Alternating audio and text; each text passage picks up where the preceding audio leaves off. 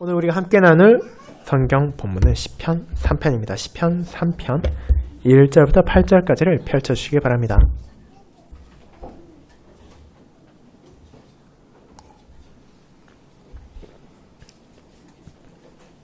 시편 3편 1에서 8절까지 기록된 하나님의 말씀을 낭독하도록 하겠습니다. 시편 3편. 다윗이 그 아들 압살롬을 피할 때에 지은 시. 여호와여, 나의 대적이 어찌 그리 많은지요. 일어나 나를 치는 자가 많으니이다. 많은 사람이 나를 대적하여 말하기를 그는 하나님께 구원을 받지 못한다 하나이다. 셀라. 여호와여, 주는 나의 방패시오, 나의 영광이시오, 나의 머리를 드시는 자이시니이다. 내가 나의 목소리를 여호와께 부르짖으니 그가 그의 성사에서 응답하시는도다. 셀라. 내가 누워 자고 깨었으니 여호와께서 나를 붙드심이로다. 천만이 나를 에워싸 진친다 해도 나는 두려워하지 아니하리이다. 여호와여, 일어나소서. 나의 하나님이여, 나를 구원하소서. 주께서 나의 모든 원수의 뺨을 치시며 악인의 이를 꺾으셨나이다. 구원은 여호와께 있사오니 주의 복을 주의 백성에게 내리소서. 셀라. 아멘. 네, 설교회는 시편 3편 3절 4절을 이어서 부르도록 하겠습니다.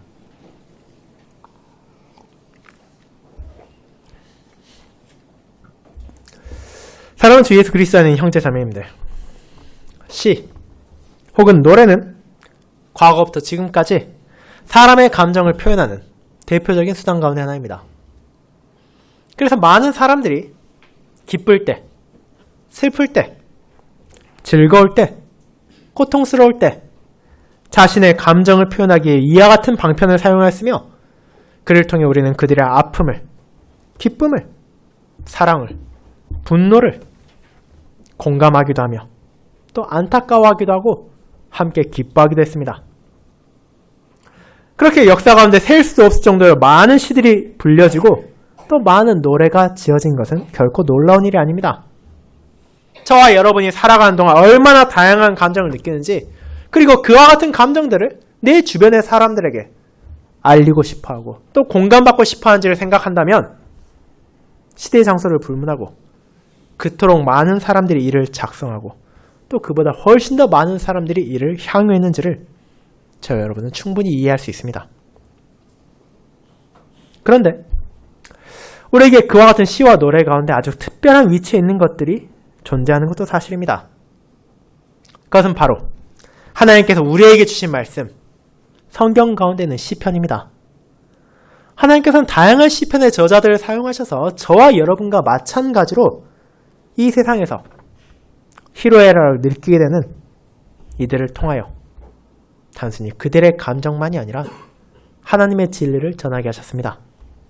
우리가 기쁠 때 과연 누구에게 감사해야 하는지, 우리가 슬플 때 누구에게서 위로를 받을 수 있는지, 우리가 즐거울 때 누구와 함께 그것을 나눌 수 있으며 고통받을 때 과연 우리의 도움이 어디에서 오는지를 깨닫게 하신 것입니다.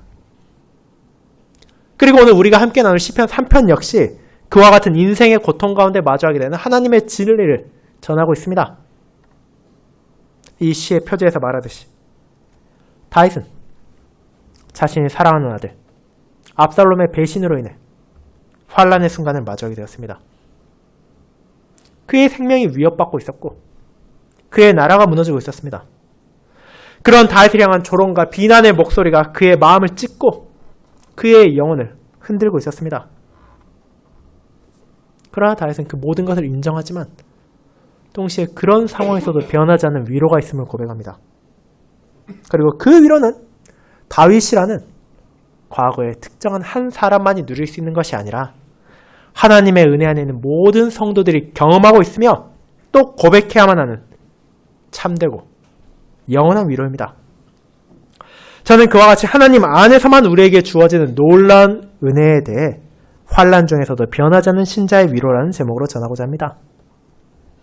이를 어려움 가운데서 그를 돌보시고 위로하시며 확신하게 하신 하나님의 은혜가 무엇인지를 살피고, 그리고 이와 동일한 시를 함께 고백하고 노래하는 우리에게도 그분께서 얼마나 큰 위로를 전하고 계시는지를 함께 살피고자 합니다.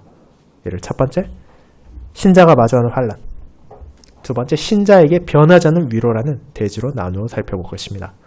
먼저 첫 번째, 신자가 마주하는 환난에 대해 알아보도록 하겠습니다. 형제자매 여러분, 서론에서 말씀드린 것처럼 시편은 하나님의 은혜로 우리에게 주어진 아름다운 성도들의 시와 노래입니다. 그 안에 담겨있는 1편부터 150편까지의 시편은 각각의 방식을 통해 저와 동일하게, 그리고 여러분과 동일하게 연약함과 부족함을 가진 성도들이 하나님의 진리를 노래하고 찬양하고 있습니다. 그런데 그 안에 담긴 내용은 결코 기쁘고 즐겁지만은 않습니다. 실제 시편의 고백 가운데는 그렇게 좋은 상황에서 기쁨을 나누며 쓴 시보다는 슬프고 괴로워하며 애달픈 심정을 토로하는 시들이 더 많기 때문입니다. 그렇다면 우리는 그런 시편을 통해 무엇을 깨닫게 됩니까? 무엇보다도 우리는 이 세상이 온전하지 않다는 것을, 죄와 비참으로 인해 슬픔과 비통이 가득하며 특별히 하나님의 뜻에 신실하고자 하는 이들에게 박해와 공격이 너무나 많이 찾아온다는 것을 알게 됩니다. 결국 이를 통해 우리는 이 시편들의 저자와 함께 성도에게서 이 땅에 영원한 소망을 둘 수 있는 것이 아니라 여호와의 은혜 가운데 오실 메시아를 향해 모든 소망을 둘 수밖에 없다는 것을 고백하게 되는 것입니다. 그리고 이는 오늘 우리가 함께 읽은 시편 3편에 있어서도 마찬가지입니다. 여러분은 다윗을 잘 알고 있습니다. 다윗은 이스라엘의 위대한 왕입니다. 그는 지금까지도 수많은 이스라엘 사람들과 또 신자들이 존경하고 사랑하는 신실한 왕이었으며 하나님께 충성스럽게 살아간 그분의 종이었습니다. 그렇게 오늘날도 많은 사람들이 그를 선망의 눈길로 바라보고 자신이 혹은 자신의 자녀들이 그와 같게 되기를 바랍니다. 그런데 우리가 알게 되는 그의 삶은 도대체 어떠했습니까? 실제 다윗의 삶은 역경과 고난의 연속이었습니다. 즐거움과 기쁨보다는 슬픔과 고통이 그의 삶을 유일하게 한다고 해도 과언이 아닐 정도입니다.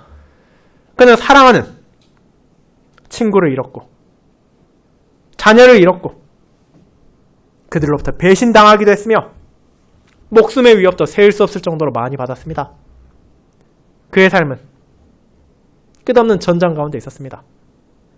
때로는 칼과 창, 활을 들고 이방인들과 싸워야 했고 때로는 그를 비난하는 언약 백성들과 맞서 싸워야 할 때도 있었습니다. 그렇게 성령의 영감을 받아 그런 다윗이 기록하여 남긴 시들도 그와 같은 그의 현실을 반영하고 있으며 결국 그의 소망이, 그리고 우리의 소망이, 그의 위로가, 우리의 위로가 이 땅의 재물, 권력, 군대에 있는 것이 아니라 오직 하나님께만 있다는 것을 가리키고 있습니다. 시편 3편의 표제에서도 이것이 나타납니다. 다윗이 그의 아들 압살롬을 피할 때에 지은 시. 여러분은 이 시를 지었던 다윗의 상황을 알고 있습니다. 앞서 읽은 사무엘하 15장과 그 전후의 내용은 우리에게 무엇을 보여줍니까? 압살롬을 향한 다윗의 사랑을, 믿음을, 그리고 그런 아버지의 마음을 짓밟는 아들의 폐륜적인 행실이 나타나 있습니다. 그런 상황을 맞이하는 것이 얼마나 고통스러울 것인지를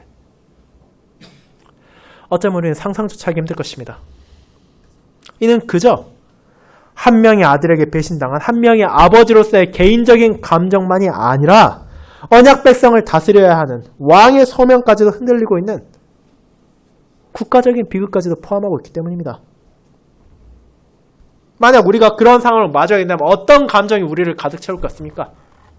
어쩌면 분노, 어쩌면 슬픔, 어쩌면 좌절이나 비통이 우리의 머릿속에 즉각적으로 떠오를 것입니다. 그리고 시편 3편에서도 우리는 다윗 역시 우리와 다르지 않다는 것을 알게 됩니다. 그는 시를 어떻게 시작합니까? 여호와여, 나의 대적이 어찌 그리 많은지요. 일어나 나를 치는 자가 많으니이다. 이것이 얼마나 안타까운 상황입니까? 지금 다윗은 이방 민족들과의 전쟁터에서 포위당해 있는 것이 아닙니다. 그는 여전히 언약 백성의 나라 이스라엘 안에 있으며 그는 하나님께서 세우신 그 나라의 왕이지 않습니까? 수많은 사람들이 그의 공로를 칭송했고 그를 사랑하고 있었습니다. 그런데 지금 어떻게 됩니까? 그를 사랑했던 이들이 압살롬의 계획에 말려들어가 수년의 시간에 걸쳐 점점 다윗에게서 등을 돌렸습니다. 그의 친구와 그의 군대가 가득해야 할 이스라엘에 오히려 그를 죽이려 하는 자들이 많아지고 있습니다. 심지어 그들이 무슨 말을 합니까? 많은 사람이 나를 대적하여 말하기를 그는 하나님께 구원을 받지 못한다 하고 있습니다. 그들이 지금 얼마나 끔찍한 말을 하고 있는지 이해할 수 있습니까? 만약 다윗을 대적하는 것이 이방인이라면 그런 말을 한다 하더라도 최소한 그는 거기에 큰 상처를 받지는 않을 것입니다. 애초에 그들은 하나님을 알지도 못한 이들이 무슨 말을 한다 하더라도 크게 신경 쓸 이유가 없기 때문입니다. 하지만 이 말을 내뱉는 이들은 그의 통치 아래 있는 언약 백성들입니다. 한때는 그와 함께 하나님을 찬양하고 그분께 영광을 돌리던 입으로 이제 하나님께서 택하신 왕을 모욕하는 것입니다. 다윗보다 압살롬이 자신들을 더 이해하는 것처럼 보이고 더 관심을 가지고 사랑하는 것처럼 보이자 언제 우리가 다윗을 지지했냐는 듯이 그를 등졌고 그의 몰락을 조롱했으며 마치 하나님께서 너를 버리셨으니 내가 그런 상황에 처하게 된 것이 아니냐 하는 것입니다. 이것이 얼마나 다윗에게 큰 아픔과 상처가 되었겠습니까? 물론 다윗 왕이라 하더라도 어떤 부족함도 없는 완벽한 왕이었던 것은 아닙니다. 우리는 그의 한계가 분명했다는 것을 알고 있으며 그 역시도 원죄와 자본죄로부터 자유롭지 않다는 것을 알고 있습니다. 그의 삶 가운데 때로는 너무나 큰 죄를 범한 적도 있었고 그 외에도 작은 잘못들을 행한 적이 적지 않았습니다. 그럼에도 우리는 대적들이 지금 그를 향해 하는 말이 부당하다는 것을 알고 있습니다. 그리고 다윗도 그 사실을 알고 있습니다. 그 이유는 그가 완벽해서가 아니라 그런 연약한 가운데서도 하나님을 의지하고 그분의 인도에 따라 살아가는 사람이기 때문입니다. 그렇게 지금 언약 백성들이 그런 자신들의 왕을 조롱하고 모욕한다는 것은 그저 다윗이라는 한 개인을 모욕하는 것이 아니라 결국 그를 세우신 분, 그를 지금까지 인도하신 여호와 하나님을 대적하는 죄악을 범하고 있는 것입니다. 다윗은 자신의 잘못, 자신의 어리석음으로 인해 자신의 여호와 하나님까지도 지금 모욕당하는 그 상황을 진심으로 슬퍼하며 애통해하고 있습니다. 그것은 분명 다윗에게 있어 고통스러운 순간들이었습니다. 하지만 잘 생각해 보시기 바랍니다. 과연 그런 공격, 하나님께 신실히 살고자 하는 그분의 종들에게 찾아온 박해와 비난이 다윗에게만 있었던 것입니까? 함께 하나님을 찬양하던 언약 백성들이 자신을 등지고 그분의 이름을 사용하여 모욕하며 조롱하는 일이 정말로 다윗에게만 있었던 것입니까? 자신과 함께 떡을 먹고 음료를 마셨던 사랑하는 이들로부터 배신당하는 것이 정말로 그렇게나 희귀한 일입니까? 그랬으면 좋았겠지만 안타깝게도 그렇지 않다는 것을 우리는 잊지 말아야 합니다. 인류 최초의 살인이 누가 누구에게 범한 것입니까? 형인 가인이 동생인 아벨을 질시하여 죽임으로 일어났습니다. 그 이유는 어떻습니까? 에서와 야곱 간의 갈등이 있었고 요셉을 노예로 팔아넘긴 형들이 있었으며 이 시와 더 가까운 곳으로 간다면 다윗을 죽이려고 한 사울, 압살롬을 비롯하여 수많은 이들이 그저 하나님께 신실하려 한 사람들을 박해했고 조롱했으며 때로는 실제로 죽이기까지도 했습니다. 그것은 구약시대, 신약시대를 가리지 않고 일어나는 우리의 현실입니다. 그런데 그와 같은 신실한 자를 향한 공격, 심지어 언약 백성들이 그런 하나님의 종들을 향해 죄악을 범하는 것은 무엇을 가리키고 있었습니까? 이는 결국 이 땅에 오신 메시아, 그리고 이 땅에 오신 그리스도를 대적한 이들을 가리키고 있습니다. 하나님의 아들께서, 위대한 다윗의 후손께서, 왕 중에 왕께서 이 땅에 오셨을 때 어떤 일이 일어났습니까? 모든 언약 백성들이 손을 들고 환호하며 이제 그분을 찬양하고 그분을 온전히 받아들였습니까? 그분의 가르침에 따라 자신들의 죄악을 돌이키고 하나님을 등졌던 자신들의 어리석음을 회개했습니까? 그렇지 않았습니다. 물론 그렇게 보였던 순간순간들이 존재했던 것은 사실입니다. 예수님께서 기적을 행하셨을 때, 병을 낫게 하시고 음식을 주셨을 때, 놀라운 일들을 행하셨을 때 그들은 예수님을 찬양하고 높였습니다. 심지어 그들은 예수님을 메시아라고 생각하기까지 이르기도 했습니다. 그렇게 그분께서 예루살렘에 들어가실 때 언약 백성들이 호산나! 우리를 구원하소서라고 외쳤던 것입니다. 하지만 정작 그런 예수님이 자신들이 바라던 구원자가 아니라는 것을, 자신들을 정치적으로 로마에게서 해방시켜주고 군대를 이끌고 다른 나라들을 짓밟을 왕이 아니라는 것을 깨닫게 되자 어떻게 되었습니까? 압살롬을 따라 다윗을 저버리고 조롱했던 그들의 선조들과 마찬가지로 대제사장들과 서기관을 따라 저자를 죽이라고 외쳤습니다. 십자가에 매달린 그분을 향해 내 아버지라는 사람에게 도와달라고 하려고 조롱했습니다. 그리고 그 과정에서는 그분과 함께 떡을 먹고 음료를 마셨던 제자 중 한 명의 배신까지 있었습니다. 그렇게 우리는 시편 3편에서 다윗이 마주했던 상황, 그의 고통이, 그의 슬픔이 우리 주 예수 그리스도의 아픔과 괴로움이었다는 것을 깨닫게 됩니다. 이는 실로 다윗의 시편이지만 동시에 그리스도의 시편입니다. 하지만 사랑하는 형제자매 여러분, 이것은 우리의 시편이기도 합니다. 우리의 노래, 우리의 시, 우리의 찬양이기도 합니다. 그렇지 않습니까? 성경이 기록된 이후의 시대를 살아가는 신자에게도 환란이 멈추지 않습니다. 하나님의 말씀에 신실하고 그분의 진리를 고백하는 교회에 대한 적개심은 어느 세대나 강력했습니다. 너희만 참된 교회냐는 비난, 그렇게 해서 언제 교회를 키우겠냐는 조롱, 시대의 변화를 따라가지 못한 저 구시대적인 사람들이라는 모욕은 오늘날에만 있었던 것이 아닙니다.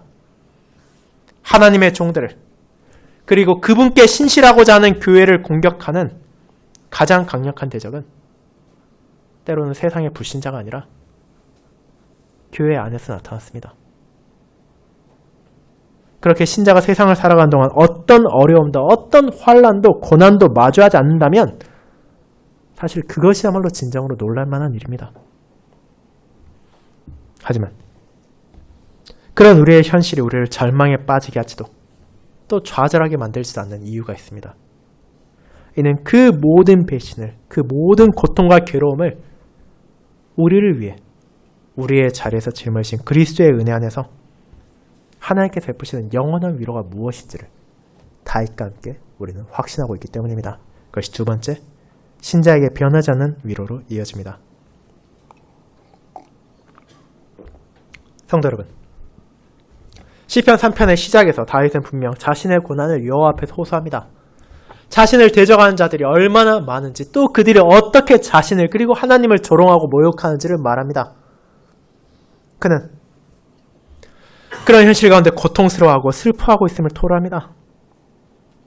그리고 그가 경험한 모든 것을 고려한다면, 만약 우리가 그의 자리가 있었을 때 그의 감정에 공감한다면 다시 그 자리에서 모든 것을 포기하고 그저 훌쩍 떠나버린다 하더라도, 그저 좌절 가운데 모든 것을 포기해버린다 하더라도 우리는 그를 결코 비난할 수 없었을 것입니다.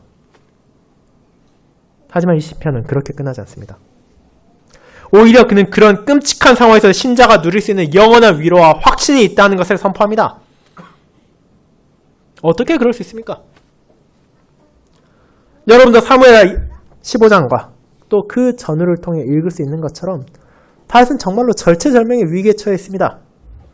그의 왕권이 빼앗길 뿐 아니라 그의 목숨까지 잃어버린다 하더라도 그들 중 누구도 이상하게 여기지 않을 위기가 그의 아들의 페이룬으로 찾아오고 있다는 것을 경험하고 있지 않습니까? 일반적인 사람의 눈으로 보았을 때 그런 상황을 마주한 아버지가, 그런 상황을 겪은 왕이 위로를 말한다는 것은 제정신이 아니라고밖에 느낄 수 없을 것입니다. 그럼에도 다윗은 이를 전할 수 있었습니다. 왜냐하면 그의 도움은 세상에서 오는 것이 아니기 때문입니다. 그는 3절에서 이렇게 노래합니다. 여호와여, 주는 나의 방패시오, 나의 영광이시오, 나의 머리를 드시는 자이시니다. 이 얼마나 아름다운 고백입니까? 그리고 이 3절의 앞에는 한국어 성경에 나타나 있지 않지만 그러나라는 히브리어 접속사가 있습니다. 그의 현실이 처절하다는 것을 다윗은 모르지 않습니다. 그도 눈이 있고 귀가 있습니다. 자신의 아들이 자신을 죽이려 오고 있다는 것을 그는 누구보다 잘 알고 있었습니다. 그러나 아무리 그 환란이 거대해 보인다 하더라도 다윗은 흔들리지 않을 수 있었습니다. 바로 자신을 지켜주시는 여호와, 만군의 하나님, 전능하신 주님이라는 것을 알고 있었기 때문입니다. 사람들이 아무리 하나님께서 너를 구원하지 않을 것이라 조롱한다 하더라도 그는 여호와의 돌보심을 확신할 수 있었습니다. 그분께서 자신의 방패이고 자신의 영광이며 자신의 머리를 들게 하실 분이라는 것을 알고 있었기 때문입니다. 더 정확하게 말하자면 여호와 하나님께서는 다윗이라는 한 사람만을 위한 방패이자 영광이 아니라 그분께 신실한 모든 백성들의 방패이시고 그들의 영광이시며 그들의 머리를 들어주실 분이십니다. 다윗이 어떻게 그 사실을 알고 있었습니까? 그는 하나님의 말씀을 통해 그것을 배웠습니다.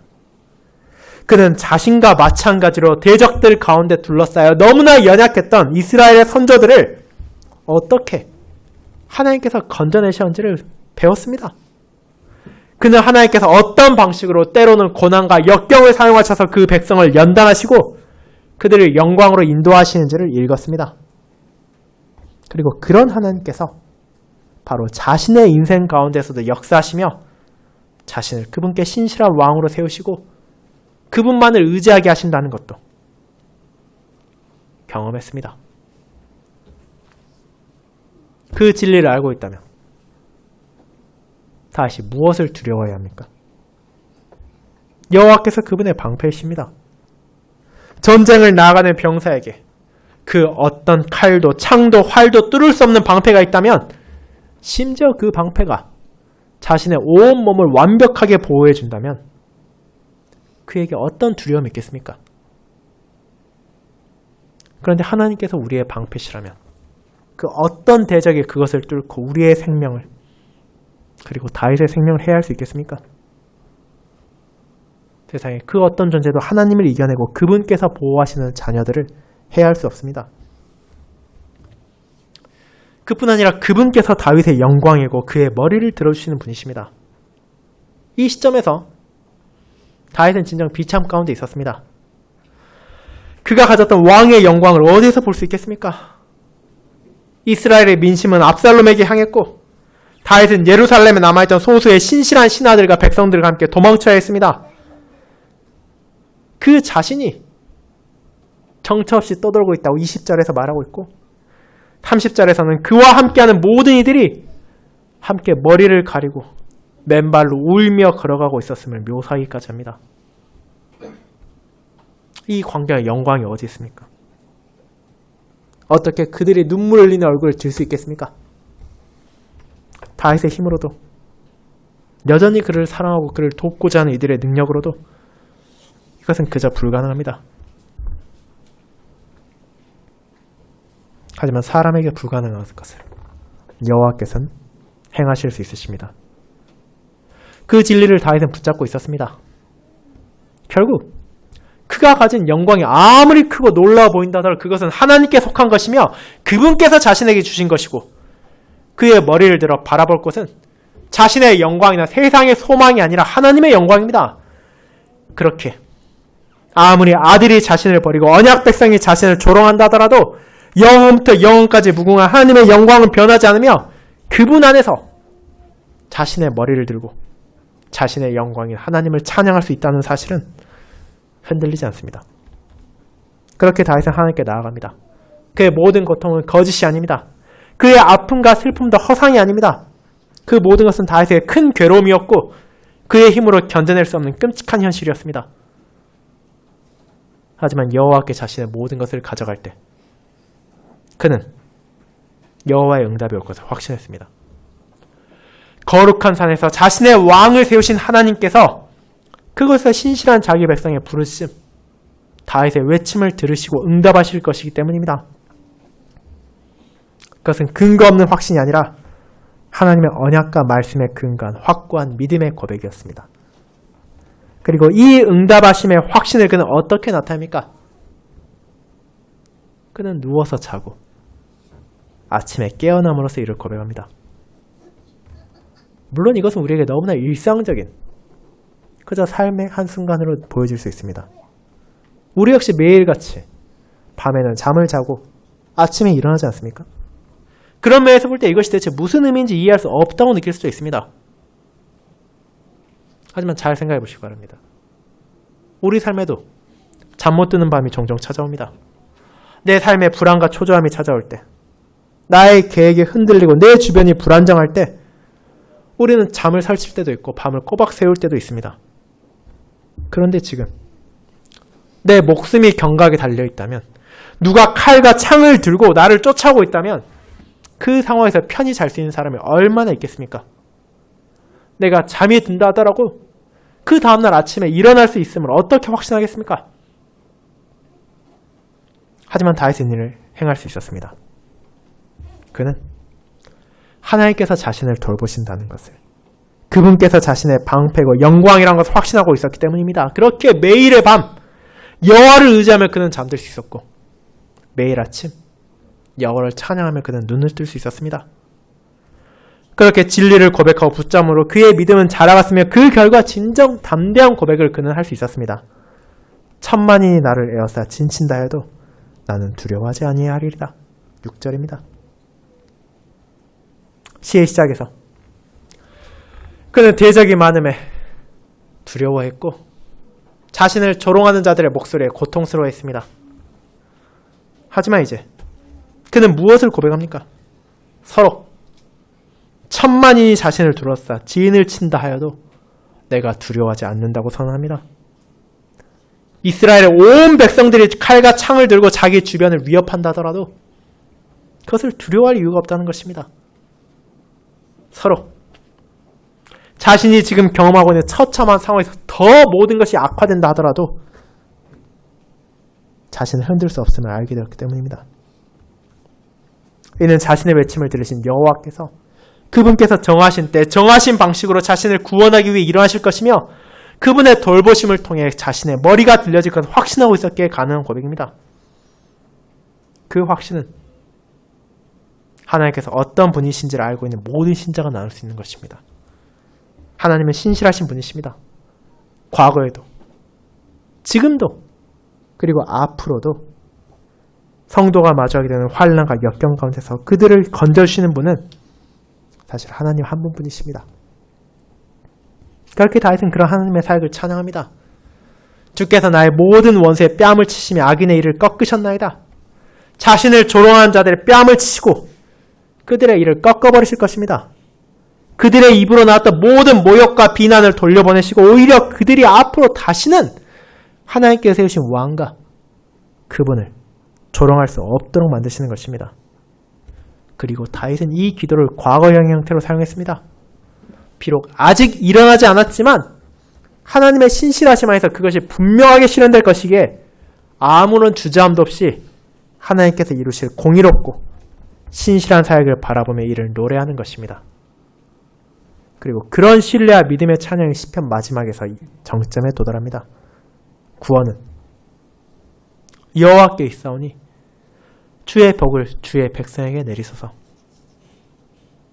이것이 사울도, 압살롬도, 그를 대적했던 수많은 이들도 잊고 있던 참된 진실입니다. 세상은 자신들의 능력과 힘, 지혜와 음모로 승리를 얻을 수 있다고 생각합니다. 얼마든지 신실한 자들을 멸망시키고 하나님의 뜻도 꺾어낼 수 있다고 여깁니다. 그리고 분명 우리의 눈으로 보았을 때는 그들의 계획대로 모든 것이 이루어지고 언약 백성들이 그리고 교회가 속절없이 무너지는 것처럼 보일 때도 존재합니다. 하지만 그것은 결코 영원할 수 없는 순간의 과정에 불과하며 결국 그들의 패망의 순간이 찾아오게 된다는 것을 우리는 알고 있습니다. 그 이유는 분명합니다. 만물은 하나님의 주권하에서 다스림받고 있기 때문입니다. 아무리 악인들이 언약 백성을 멸하는 것처럼 보이는 순간이라 하더라도 하나님께서는 그런 어리석은 이들까지도 사용하셔서 그분의 구속 역사를 이루어 가십니다. 그분께서 택하신 자들을 구원하실 뿐 아니라 그분만이 주실 수 있는 참된 복, 그저 이 땅에서의 편안과 안락함과 부와 명예 같은 것이 아니라 그들에게 진실로 필요한 죄로부터의 용서, 거룩함으로의 인도, 영원한 영광스러운 미래에 대한 약속을 선사하십니다. 그리고 이것을 다윗은 확신합니다.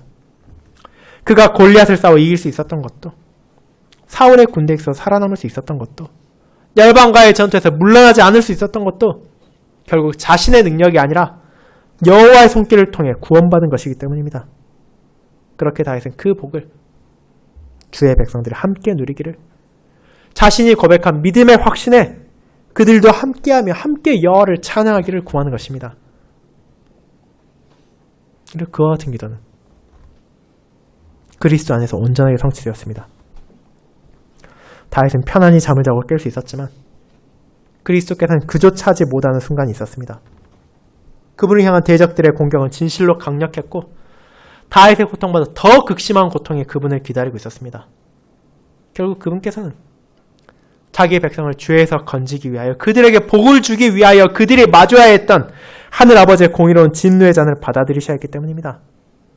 그 환란의 정점이었던 십자가에서 예수님께서는 아버지로부터 버림받으셨습니다. 피 흘리며 조롱받으며 죽어가는 그분을 향해 하늘아버지께는 손길을 내밀지 않으셨습니다.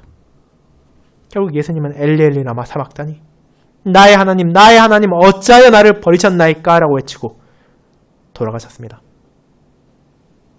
하지만 동시에 그분의 마지막 말씀 우리는 잊지 말아야 합니다. 그것은 다 이루었다 였습니다. 예수님께서는 그렇게 이 시편의 내용까지 다 이루셨습니다. 그분께서 아버지로부터 버림받으시고 그분께서 죄에 대한 공의로운 심판을 몸과 영혼으로 받아들이셨기에 이제 우리는 여호와께로부터 오는 구원을 확신할 수 있습니다. 진실로 천만인이 우리를 둘러싸 진치고 서로 그들의 칼과 창이 우리의 생명을 빼앗는다더라도 우리에게 주실 하나님의 넘치는 복은 결코 사라지지 않습니다. 다윗이 이 시편 안에서 가리키던 메시아가 자신의 죽음을 통해 마귀와 죽음과 죄의 뺨을 치시고 그들의 일을 꺾으셨기에 그 무엇도 그리스도 안에 속한 우리를 해할 수 없다는 것을 이제 깨닫게 되었기 때문입니다.